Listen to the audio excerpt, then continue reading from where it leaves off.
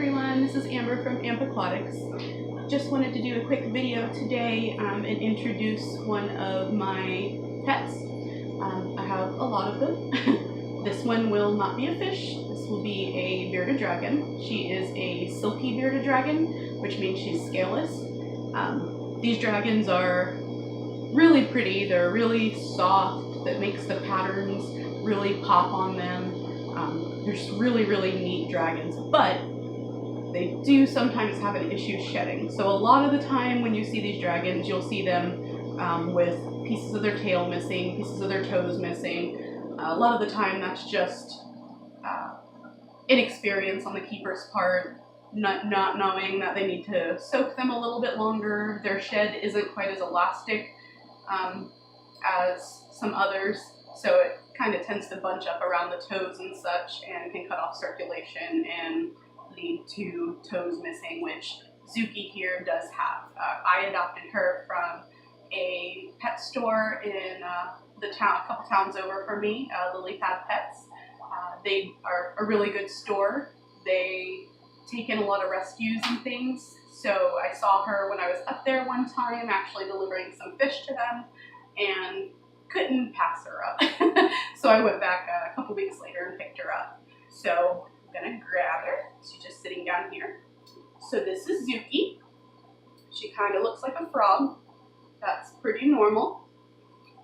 Get her up there for you. That's her pretty little face. She is in the middle of shedding. You can see her tail's in shed. She is missing a few toes, missing a little piece of her tail. But she's getting extra soaks, and I do have to help her out a little bit here and there, make sure it gets off of the rest of her toes so no more get cut off and cause her any more pain or anything like that. But she's really interesting. There's a few different scale types for bearded dragons. Like I said, she's a silky, so she's completely scaleless, so she's smooth like skin, really cool. Again, can have some issues if you're not careful and not paying attention when they're shedding, especially as babies. There's also leatherbacks, which is little ethereal over there, little zero that I showed you guys a few times. That just means that the scale pattern is reduced. So she's not quite as spikier on the sides, she's a little bit softer on the back. There's the normal scales, which is just the normal bearded dragon scale pattern. They're, kind of spiky. None of their spikes are hard. They're not gonna poke you or anything like that.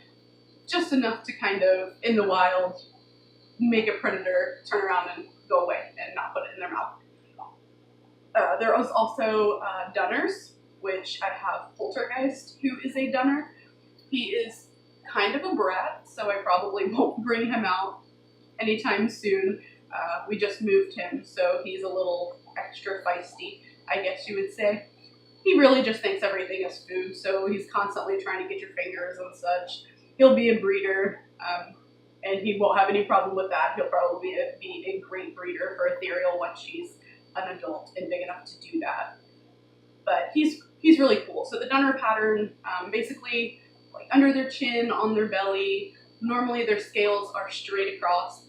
On dunners, they're kind of every which way, kind of looks like a starburst almost. Went off on under their chin, the scales kind of go different ways. They're really cool looking too. So breeding Poltergeist to Ethereal once she's big enough, which she's still got a little while, she's just a little gal.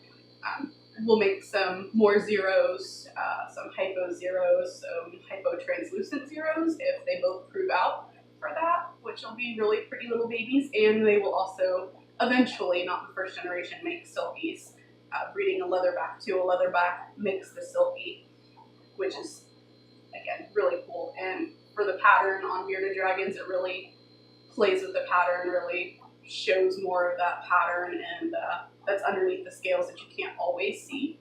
So they're really interesting. Some people are very against silkies and scaleless reptiles in general because they couldn't survive in the wild. But they're not in the wild, so we're taking care of them. So to me, it's not really that big of an issue. It is something that could naturally occur in the wild, so I try not to take it too personally when people get offended by it. It's everyone's choice. That's fine. As long as you're breeding responsibly and being responsible, I don't really see an issue with it. Zookie will always just stay with me. She will never be bred. I don't know her past really, besides getting her from lily pad. She's in great condition. She seems to have some neurological problems here and there where she can't quite aim when she's trying to grab bugs, or she'll miss a bunch of times when she's trying to eat her greens, which is kind of funny to watch, but in the end I scoot them forward so she can actually eat them. I feel bad watching her struggle.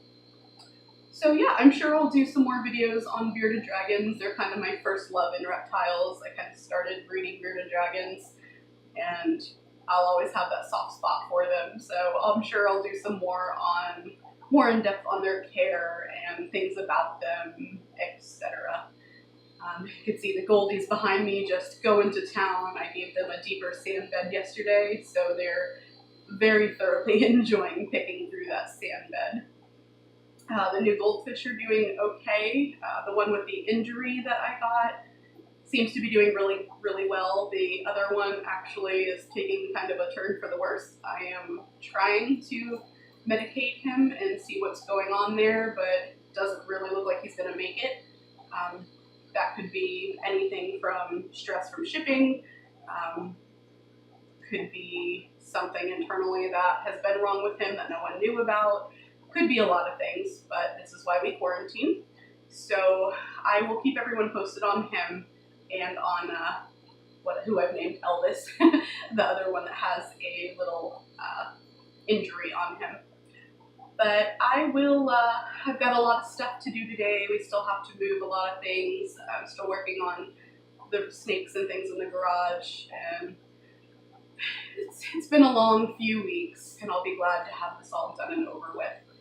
But I will talk to you guys soon, I'm sure, in the next few days, and I hope you enjoy what's left of your weekend.